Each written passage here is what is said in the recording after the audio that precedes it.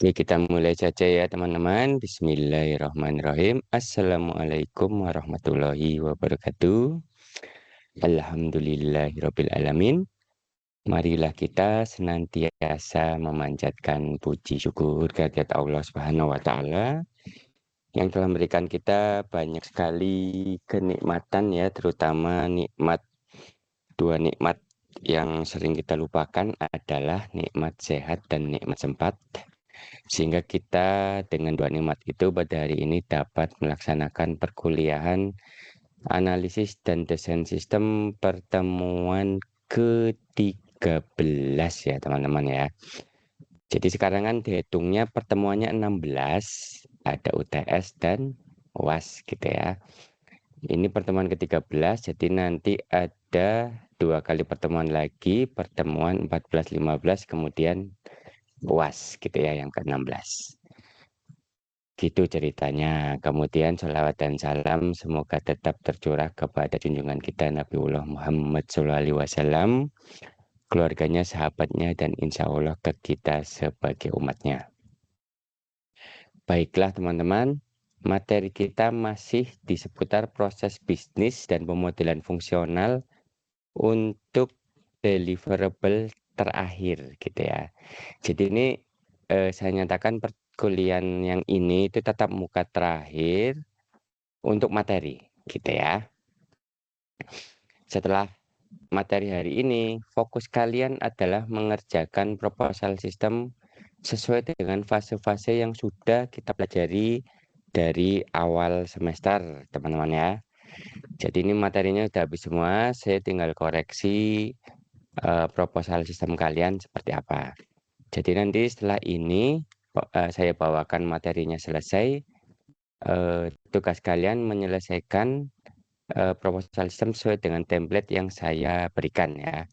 Jadi template itu tidak mengikat teman-teman ya, tetapi menjadi panduan bagi saya untuk ya bagi kita lah ya untuk memberikan sebuah milestone ya atau batu pijakan bahwa langkah-langkah kalian itu sudah sesuai atau belum gitu ya. Nanti pada prakteknya di dunia nyata gitu ya, itu bisa dikembangkan lebih jauh dari itu gitu ya. Lebih sederhana kayaknya tidak sih ya. Mungkin nanti malah lebih kompleks karena yang kita berikan di sini adalah fondasinya. Nanti tergantung dari kompleksitas sistem yang akan kalian kembangkan serta biasanya kerangka kerja yang dimiliki oleh masing-masing perusahaan. Cuma saya wanti-wanti ya, di Indonesia itu yang sampai sedetail ini pun jarang gitu ya. Hanya perusahaan satu dua yang memang gede, biasanya yang dia memiliki satu organisasi pengembangan sistem informasi ya atau tim IT, atau orang nyebutnya juga bisa departemen IT yang besar. Mungkin kayak Telkomsel ya. Perusahaan berkapitalisasi tinggi ya seperti perbankan itu menggunakan teknik-teknik yang saya ajarkan di sini. Tetapi kalau perusahaan kecil gitu ya, apalagi mungkin UMKM itu tidak akan sedetail ini gitu biasanya. Kecuali memang UMKM yang eh, apa ya, visinya ke depan ya, atau startup ya, startup. Nah, nanti tergantung ya. Kakak kelas kalian tuh ada Mbak di sana itu dia kerja di United Tractor ya. Itu konsepnya persis seperti yang saya ajarkan ya. Saya nanya-nanya ke dia, itu seperti itu. Ya Pak, sama prosesnya seperti yang Pak Yusuf ajarkan gitu kan. Dan dia merasa terbantu dengan perkuliahan ini gitu. Jadi fokusnya itu nanti kalian ke depan gitu ya. Walaupun kalian harus bisa coding gitu ya. Itu lebih ke analisis. Ya, saya arahkan lebih ke situ. Jadi nanti di samping kalian mengetahui teknik coding, sekedar mengetahui nggak apa-apa gitu ya. Nanti kalian juga harus memahami proses bisnis yang terjadi di perusahaan yang kalau kalian ini bekerja di situ ya, organisasi atau apapun gitu. Karena memang fokus di sistem informasi adalah bagaimana kalian melihat proses nyata ya. Kan saya selalu bilang dunia nyata gitu ya. Dunia nyata dimodelkan ke dalam sistem informasi gitu kan. untuk membantu apa? Pengambilan keputusan. Karena setiap yang akan kita ambil ya, keputusan yang diambil dari setiap organisasi itu berdasarkan data-data yang dihimpun. Nah, data tersebut kan diolah kan menggunakan sistem informasi untuk mendapatkan informasi. Gitu ya. Jadi intinya itu aja. Ini kita lihat teman-teman ya. Kita sudah sampai mana? Oke, tapi jangan lupa teman-teman ya, ini pemodelan fungsional ini baru model pertama dari 3 model yang akan kita kembangkan. Ya, kemarin kita sudah melakukan perencanaan dan nanti ini pemodelan fungsional. Semester depan di analisis dan desain sistem yang kedua, kita pelajari habis pemodelan yang 2 itu biji ya. Ya, ini kan ada 3 model ya. Jadi ada 3 model, pemodelan fungsional, pemodelan struktural, dan pemodelan perilaku. Nah, nanti pemodelan struktural dan pemodelan perilaku kita akan pelajari semester depan dengan banyak mengacu pada bagaimana cara kalian mengembangkan perangkat lunak dengan berbasis object oriented yang kita pelajari di mata kuliah object oriented programming itu gitu ya, yang nanti siang akan kita pelajari teman-teman ya. Jadi nanti ini saling terkait mata kuliah yang saya ajarkan gitu ya. Dijahitnya itu di mata kuliah ini. Ya berkaitan juga nanti ketika masuk ke fase perancangan itu kalian kan belajar basis data. Nah, itu dipelajari di situ, apa diterapkan di situ gitu ya. Belajar interaksi manusia dan komputer diterapkan di situ. Belajar pemrograman website diimplementasikan. Jadi enak ya, menarik ya mata kuliah kita. Jadi buat penyemangat kalian, gambarannya seperti itu gitu ya, antara satu mata kuliah dengan mata kuliah lain. Terutama yang saya ajarkan ya. Nanti misalnya ya, saya kan tidak mengajarkan interaksi manusia dan komputer gitu ya. Itu kalian bisa berusaha gitu ya menyelaraskan gitu kan apa yang kalian pelajari dengan penerapannya pada perkuliahan ini gitu ya. Oke. Terus jangan lupa fokus kita kan di proposal system ya teman-teman ya. Ini sudah saya kembangkan nih, sudah saya selama saya pertama kali jadi dosen di 2017, itu saya ngampu mata kuliah ini dan memang fokus saya di bidang ini adalah di analisis dan desain sistem. Gitu ya, ini sudah eh, ya bertahun-tahun gitu ya. Saya mengajar, saya bikinkan ini karena sebelumnya kan tidak ada kerangka. Saya bikinkan kerangka seperti ini yang saya peras gitu ya. Itu dari pengalaman saya mengajar, pengalaman saya di dunia kerja, dan teori-teori yang sudah saya ajarkan gitu ya. Ya, jadi nanti ini kalian fokus 2 pertemuan ke depan saya akan eh, apa namanya ya, memandu gitu ya, memberi masukan atas apa yang sudah kalian kerjakan. Syaratnya apa? Kalian juga sudah harus mengerjakan ini. Kalau ini kalian belum mengerjakan, saya tidak bisa membantu gitu ya. Justru saya lihat kesulitan kalian di mana, itu ada di sini, di pekerjaan kalian. Jadi silakan ini diselesaikan. Harusnya kalian sudah ini kan dari semester sebelum apa pertemuan dari sebelum sebelum UTS ya yang ini ya. Kemudian setelah UTS kan kalian membuat keperluan sistem tuh gitu ya. Lah ini baru nanti ini 4 kali pertemuan yang kemarin setelah UTS itu kita bahas tentang model-model fungsional yang terdiri atas diagram use case yang sudah kita pelajari habis kemarin ya, 2 pertemuan sebelumnya. Sudah saya contohkan dengan membuat diagram menggunakan Draw.io. Cara bikinnya seperti apa, strateginya seperti apa, kemudian urutan cara bikinnya seperti apa sudah saya jelaskan. Ya, yang belum menyimak silakan videonya bisa dilihat lagi di channel YouTube saya ya, sudah saya upload semua sampai pertemuan terakhir. Kemudian kalian mau diagram aktivitas ya, juga sudah saya jelaskan pada pertemuan kemarin ya, pekan lalu. Sudah saya jelaskan habis diagram aktivitas itu apa, diagramnya itu apa aja. Kemudian ada swim lane ya. Kemudian di sini kalian bisa memparalelkan sebuah proses bisnis apabila dia bisa dijalankan secara paralel ya. Maka di situ ada nanti namanya business process reengineering. Maaf ya, saya agak batuk dan mungkin banyak minum nih.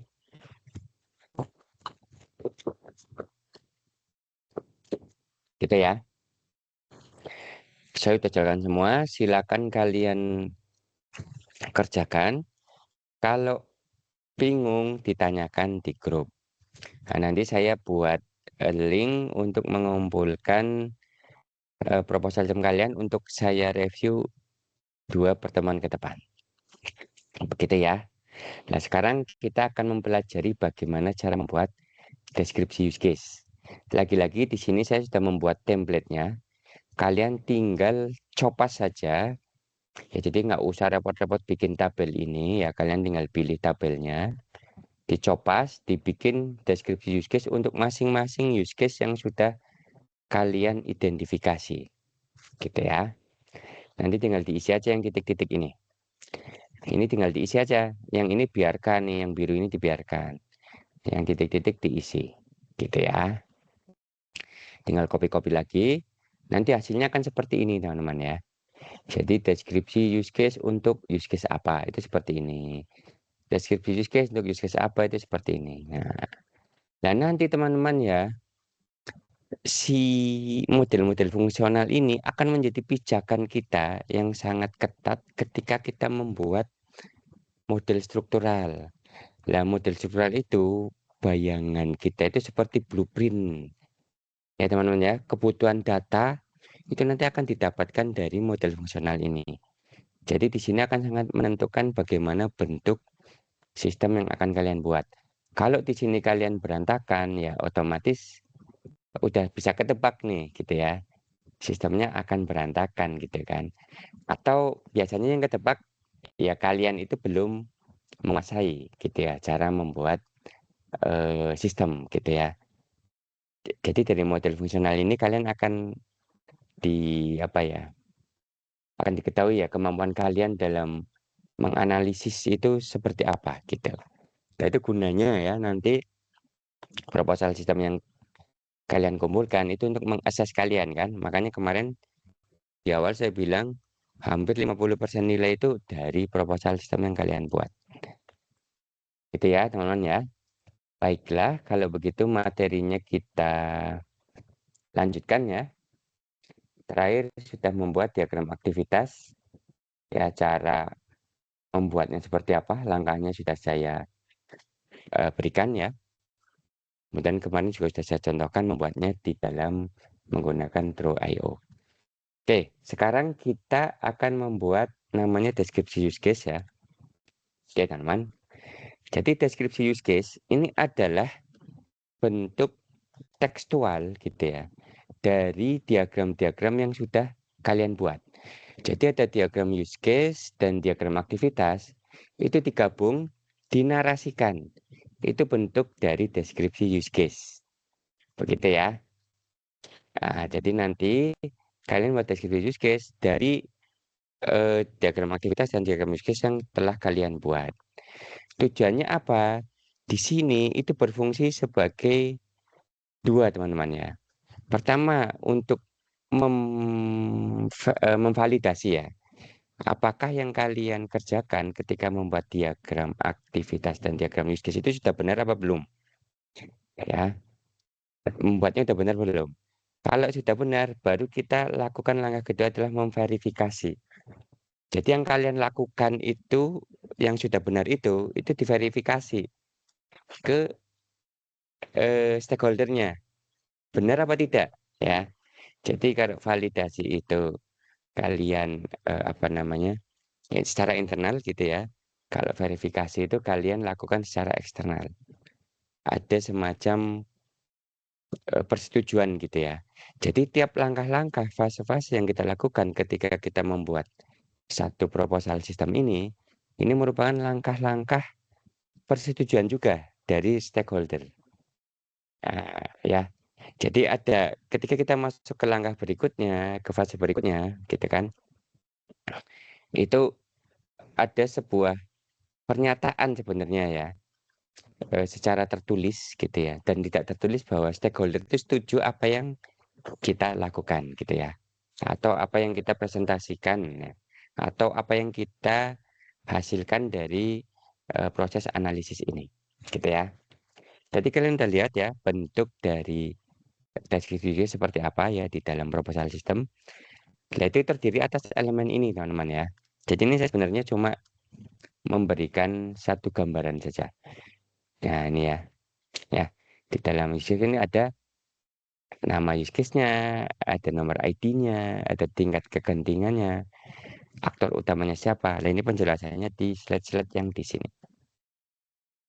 Ini teman ya. Jadi terdiri atas nama use case, nomor ID, kemudian jenisnya apa, aktor utamanya siapa, deskripsi singkatnya apa, tingkat kepentingannya seperti apa, stakeholdernya siapa saja, kemudian pemicu dari use case itu apa.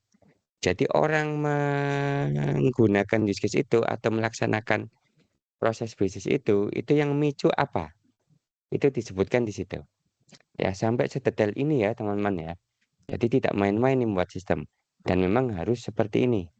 Jadi kalau langkah-langkah yang kita lakukan sesuai dengan apa yang kita pelajari, itu insya Allah nanti sistem yang akan kita buat adalah sistem yang paling baik. Gitu ya. Kemudian ada hubungan dengan use case lain seperti apa. Ya, kemudian alur peristiwanya seperti apa. Nah, alur peristiwa ini nanti akan kita pelajari bahwa ini adalah bentuk tekstual dari diagram aktivitas yang sudah kita identifikasikan ketika kita membuat diagram aktivitas tersebut. Kemudian kalau ada karakteristik tambahan, itu biasanya sesuatu yang muncul dari use case ini yang perlu diketahui baik oleh stakeholder maupun oleh analis. Ya, misalnya ada eh, bukan percabangan ya, semacam warning-warning gitu ya. Kemungkinan-kemungkinan apa yang bisa membuat ini tidak berhasil itu ditulis di situ, gitu ya. Oke, baik kita bahas satu-satu ya dari masing-masing elemen ini. Yang pertama adalah pemicunya. Ya. Jadi kalau nama Mas sederhana, kalau nama udah ya, ini nama use case-nya, sesuaikan aja. Jadi kalau misalnya nih, saya tunjukin di sini aja ya contohnya. Di sini ada use case schedule appointment teman-teman ya. Berarti ini adalah penjelasan atau deskripsi use case untuk use case schedule appointment yang ada di sini. Mana ya? Yang ini ya, schedule appointment. Yang mana schedule appointment ini teman-teman ya, dia memiliki diagram aktivitas ya. Ini. Nah, ini diagram aktivitas schedule appointment. Nah, itu digabung ya, nanti dimasukkan ke dalam deskripsi use case untuk schedule appointment tadi. Yang ini ya. Tuh, saling terkait nanti. Nanti kalian lihat nih, primary aktornya ya, aktor utamanya siapa? Ini harus saling berkaitan nih. Kalau di atas schedule appointment ini, bolak-balik nggak apa ya, nempelnya sama si klien gitu kan. Berarti primary aktornya adalah klien. Dimasukin di situ ya. Kayak make appointment ini si admin staff gitu ya. Klien juga bisa make appointment ya. Klien bisa juga communicate real time. Semacam itu ya, teman-teman ya. Oke. Itu tadi si primary aktornya ya atau aktor utamanya. Oke. Deskripsi singkat berikan deskripsi ya bahwa use case itu ngapain. Singkat saja, 2 kalimat cukup ya. Jangan bikin cerita pendek gitu ya. Nanti ada nih, kita bahas sekarang pemicunya dulu ya. Pemicu itu ada dua teman-teman ya. Nanti diisi pemicunya itu dia eksternal atau temporal. Di sini ya, kalau kita lihat contohnya. Nah, di sini ada triggernya mana? Nah, ini triggernya ya, ditulis bahwa untuk melaksanakan use case schedule appointment ini, pemicunya adalah client request to be seen. Jadi klien ingin bertemu dengan dokter. Ini triggernya. Tipenya eksternal, gitu ya. Jadi ditulis triggernya apa, ya. Terus tipenya apa? Kalau di eksternal, misalnya mahasiswa ingin mengisi KRS atau alarm kebakaran. Intinya apa? Kalau pemicu eksternal itu adalah pemicu dari luar sistem kita. Ini namanya eksternal. Kalau dalam hal ini, kenapa disebut eksternal? Kan di luar sistem kan, klien kan di luar sistem kita. Ada klien ingin ketemu dengan dokter, ya kita sebut jenis triggernya adalah eksternal. Kalau internal itu di dalam sistem kita ya. Kalau apa namanya temporal ya, bukan internal tapi temporal. Misal kalian membuat sistem perpustakaan, di situ tertulis bahwa jatuh tempo buku dikembalikan itu tanggal sekian. Yang men-trigger itu adalah sistem, maka tipenya adalah temporal, gitu ya. Kemudian ada tagihan supplier jatuh tempo, gitu ya. Ada misalnya biasanya apalagi sih peringatan ulang tahun gitu ya. Apa sih namanya? Biasanya notifikasi-notifikasi itu temporal gitu ya. Karena dia dari dalam sistem.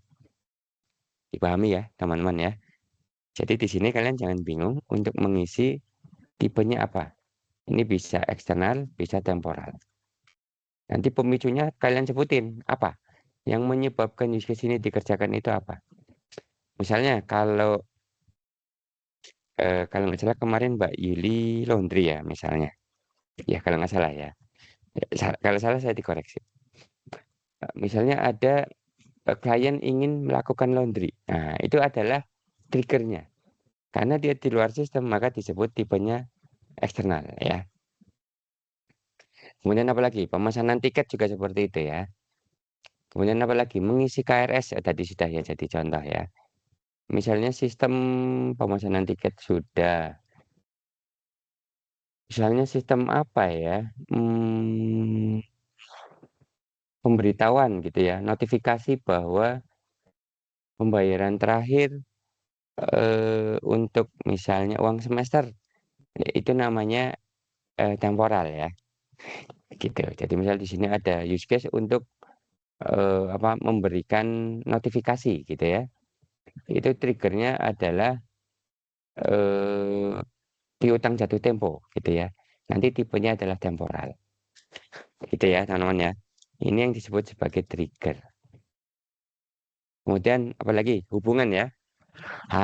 Ini nih teman-teman. Nanti ya, nanti siang kita akan belajar hubungan antar eh, use case ya. Ada asosiasi, ada include. Bukan. Kalau yang itu hubungan antar kelas ya. Ini lain ya. Ini kalau asosiasi ini aktor berkomunikasi dengan use case ya. Kemarin saya sudah bilang ya di mana diagram use case gitu ya teman-teman ya. Itu kan ada contohnya di sini ya. Kalau hubungan antara aktor dengan nih sini ya.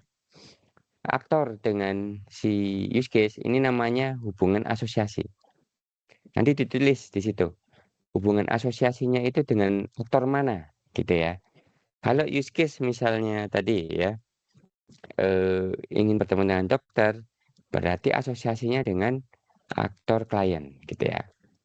Kalau include itu yang wajib dieksekusi teman-teman ya. Kalau kita lihat ini sudah saya bahas habis ya.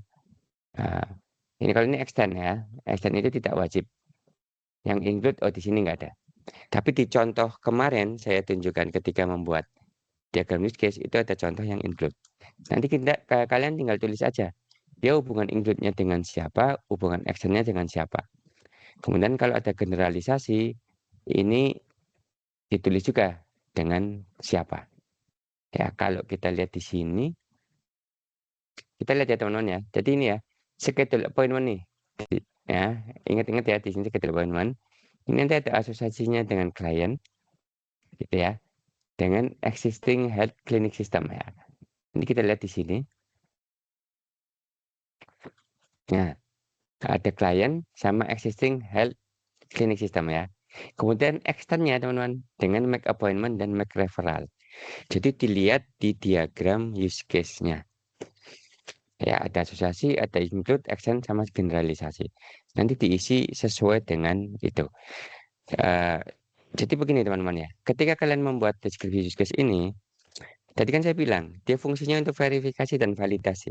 Kalian sambil mikir juga, hubungan ini itu memang benar terjadi apa tidak? Ya, kalaupun tidak, kalian bisa lakukan revisi, gitu ya.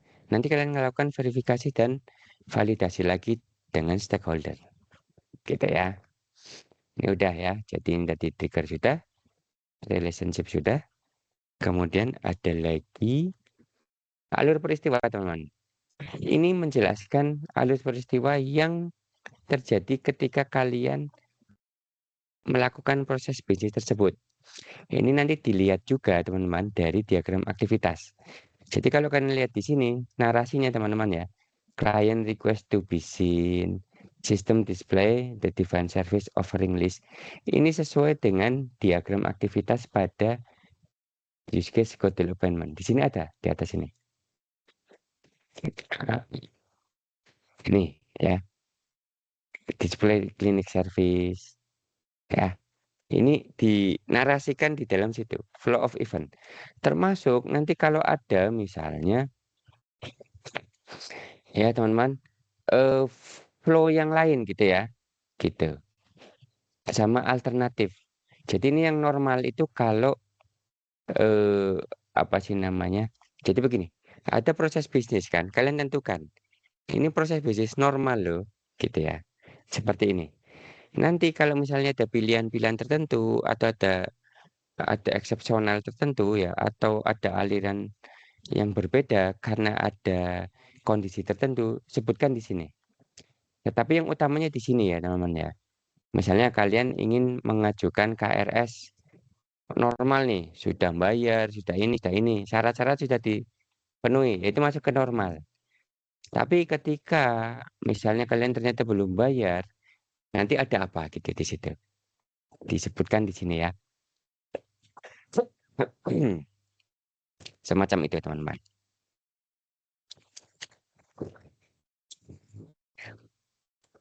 Oke ya teman-teman ya. Dipahami teman-teman ya. Jadi dari alur pesawat ini, kalian melakukan validasi juga diagram aktivitas yang kalian buat itu sudah benar apa belum. Gitu ya. Kalian sambil baca-baca lagi, kalian lihat lagi, kalian narasikan di situ. Ada yang aneh enggak? Kalian bayangkan yang terjadi di dunia nyatanya itu seperti apa? Apakah ada yang perlu digabungkan? Apakah ada yang perlu diparalelkan? Silakan lakukan di situ. Hmm, ya, mohon maaf nih. Gitu ya, teman-teman ya. Hmm, oke, sebentar.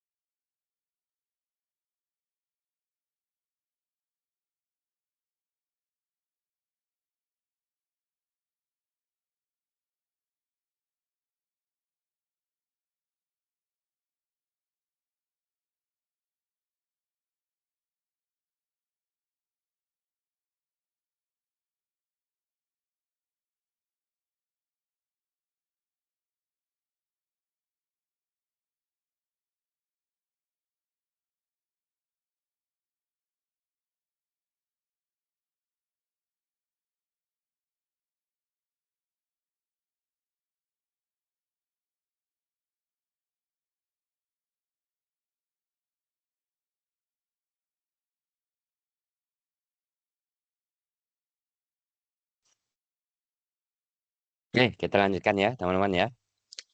Gitu. Jadi yang terjadi di diagram aktivitas itu menggambarkan apa yang terjadi di dunia nyata. Kemudian kalian sebagai sebuah agen perubahan gitu ya, itu memberikan masukan-masukan ya ke stakeholder bahwa ini tuh sebaiknya seperti ini ya dalam rangka nanti kalian melakukan efisiensi. Jadi begitu teman-teman ya. Oke. Kemudian, apalagi bagian yang perlu diisi, itu adalah jenis use case-nya teman-teman ya.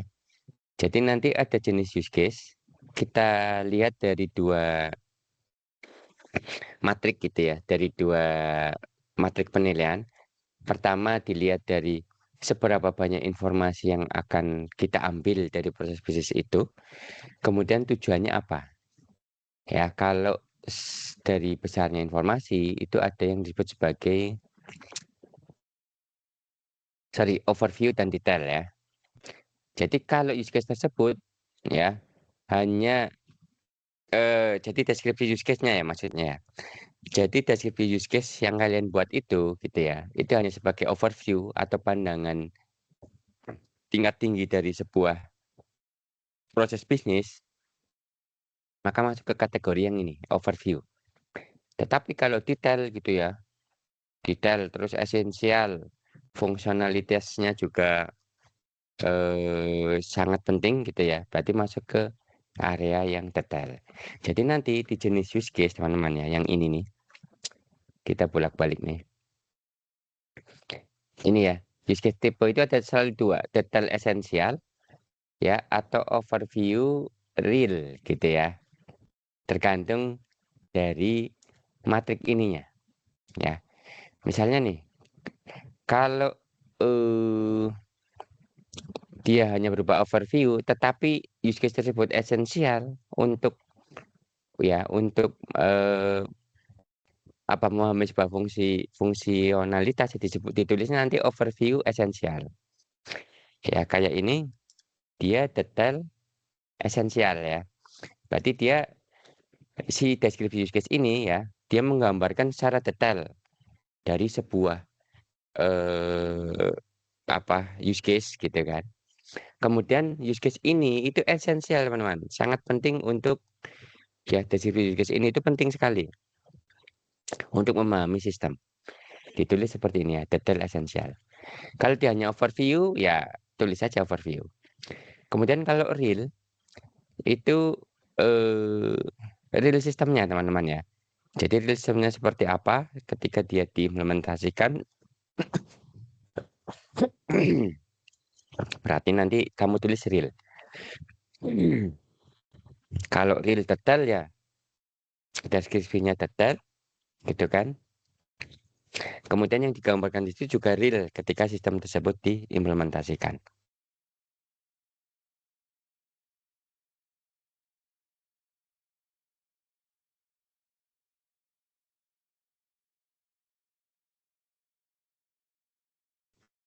Oke, seperti itu ya teman-teman ya.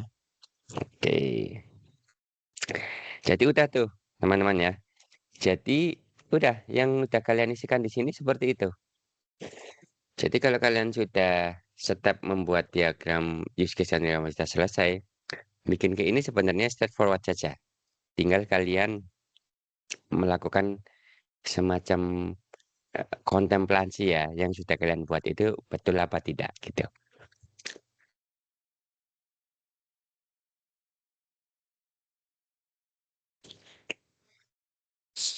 Oke, kita lanjut ke materi berikutnya. Kok yang ini? Salah. Oke. Kemudian langkah-langkah dalam membuat use case, deskripsi use case itu adalah seperti ini teman-teman ya. Kalian kan ketika membuat diagram use case pertama itu kan ada beberapa use case tuh. Cari yang prioritasnya paling tinggi dulu. Biasanya yang menggambarkan eh apa namanya? Bisnis utamanya ya.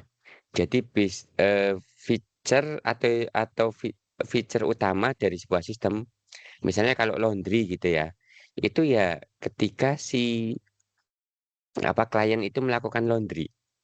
Nah, itu dibuat yang paling pertama. Karena ketika kita membuat yang detailnya, yang utamanya dulu ya, nanti kita akan menemukan ya informasi-informasi yang banyak sehingga kita bisa mendapatkan use case eh, bahan-bahan use case itu yang untuk mendukung yang utama ini tadi ya. Misalnya nih ketika kita ingin eh, si klien si pasien itu tadi diperiksa sama dokter ya, berarti kan kita harus butuh data dokternya, data kliennya kan. Oh, berarti harus ada satu proses bisnis untuk memasukkan data-data tersebut, gitu ya. Diambil ya prioritas tinggi, kemudian lakukan ini. Ya, lihat aja aktor utamanya siapa. Tentukan jenis use case-nya, overview detail atau essential real, gitu ya. Kemudian jabarkan semua stakeholder dan kepentingan mereka terhadap sistem. Tentukan kepentingannya ya, ada tinggi, sedang, rendah, gitu ya. Deskripsinya, kemudian jabarkan, memicu, kemudian hubungan. Ya, kemudian isi langkah pada alur peristiwa yang bersifat normal untuk menyelesaikan use case. Ini lihat di diagram aktivitasnya ya. Oke. Kemudian pastikan langkah-langkah pada alur peristiwa tidak terlalu rumit atau panjang dan konsisten dengan langkah-langkah yang lain. Kemudian identifikasi dan tuliskan alur peristiwa alternatif ya atau pengecualian. Kalau misalnya ada hal-hal tertentu ya, gitu. Kemudian review kembali deskripsi use case secara hati-hati dan pastikan isinya benar. Lakukan langkah ini pada use case lain sampai selesai. Makanya di sini teman-teman ya, itu untuk masing-masing use case, teman-teman ya, itu ada deskripsi use case-nya. Ya, ada banyak ya, gitu. Oke, silakan nanti bisa buat contoh, teman-teman ya, yang ada di proposal system. Nanti kalau udah yang ini dihapus saja, diganti punya kalian. Ya, nah ini kita contoh ya, teman-teman ya. Contoh nih, membuat deskripsi dokumen use case dari apa namanya use case ini, teman-teman ya. Nah, ini kebaca insya Allah ya. Ini make all patient appointment ya. Jadi di sini make all patient appointment. Yang mau dibuat itu yang ini, teman-teman ya. Lihat tuh. Nanti primary aktornya lihat aja sini. Seret all patient dimasukin aja ke sini. Kemudian important levelnya ya ini menurut dia low ya gitu ya. Tulis aja low gitu ya. Kemudian ID itu untuk mengasih identifikasi. Jadi tiap deskripsi use case itu sebaiknya dikasih ID ya. Sehingga nanti diurutkan penempatannya. Kemudian ketika nyari kita bisa berdasarkan ID-nya. Kemudian dia tipenya adalah ya detail esensial ya. Stakeholdernya nih kelihatan nih di sini nih. Yang berkepentingan dengan ini tuh siapa? Kan ada pasien dengan dokter kan, gitu. Yang akan ditemui. Ditulis di sini. Adalah pasien gitu ya, yang ingin melakukan, mengubah atau membatalkan janji pertemuan gitu kan. Nah, dokternya apa dong? Jadi stakeholder sama interestnya itu, dokternya ingin memastikan bahwa kebutuhan pasien itu dipenuhi tepat waktu, gitu ya. Jadi kelihatan banget kan di situ ya, tujuan dari diskusi ini itu apa? Untuk masing-masing stakeholdernya. Kemudian ini deskripsi use case-nya ya, secara ringkas. Use case ini ya, digunakan untuk membuat janji ketemu dokter gitu ya, ataupun mengubahnya, ataupun membatalkan gitu ya. Jika memang sudah dibuat sebelumnya gitu ya. Kemudian triggernya apa? Triggernya pasien ingin ketemu dengan dokter gitu ya, atau ingin membuat appointment baru, membatalkan atau mengubahnya, gitu ya. Kemudian relationship-nya nih, asosiasi dengan all patient nih kelihatan. Include-nya tidak ada, ya. Extend dengan update patient information, ditulis di sini. Oke. Generalization dengan manage appointment, ditulis di sini. Gitu ya. Nah, normal flow of event-nya, ini lihat diagram aktivitas. Ini juga ya, kalau ada subflow. Begitu. Nah, sederhana sekali ya, teman-teman ya. Silakan kalian praktekkan ke masing-masing project yang akan kalian buat. Setelah ini jadi teman-teman ya, ini akan menjadi bahan kalian untuk lakukan verifikasi dan validasi use case pada stakeholder dan diri kalian sendiri gitu ya. Jadi use case harus diverifikasi dan divalidasi sebelum melakukan pemodelan struktural dan pemodelan tingkah laku. Ini yang akan kita pelajari semester depan, teman-teman ya. Karena materinya panjang, banyak, dan berat ini. Gitu ya. Nah, dari pemodelan struktural nih teman-teman ya, kalian bisa membuat rancangan basis data, bisa membuat user interface gitu kan.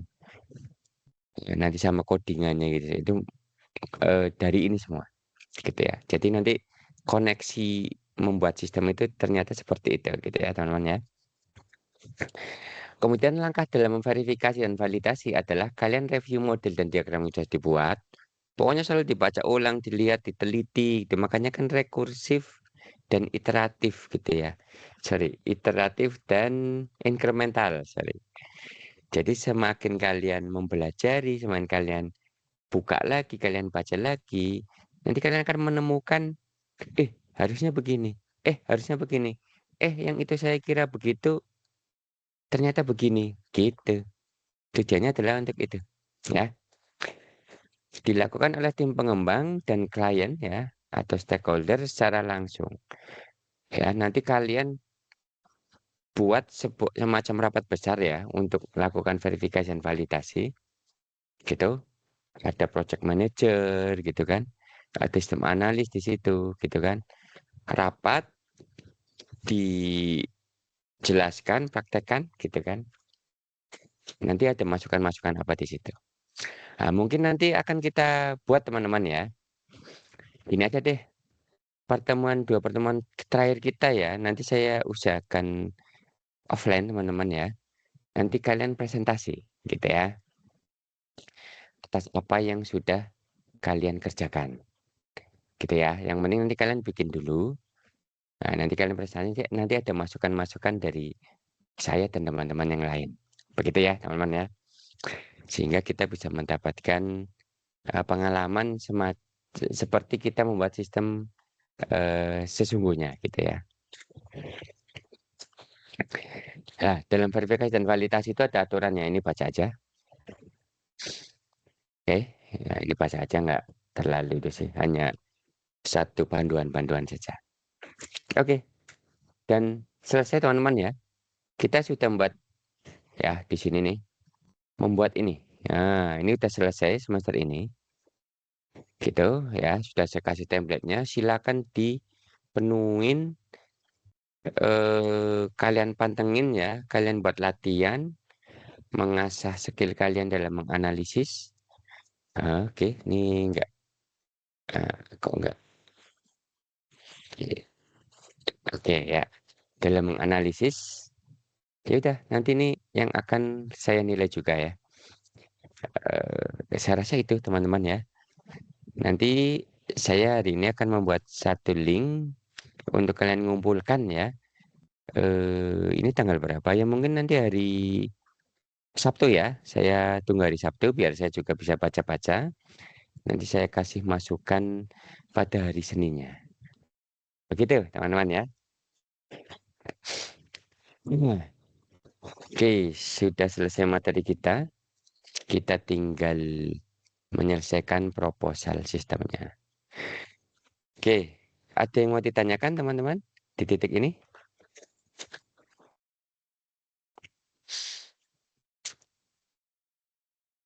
Oke, kalau tidak, kita tutup ya dengan membaca doa kafaratul majelis. Subhanakallahumma wa bihamdika asyhadu an la ilaha illa anta astaghfiruka wa atubu ilaik. Terima kasih banyak. Saya akhiri. Wassalamualaikum warahmatullahi wabarakatuh.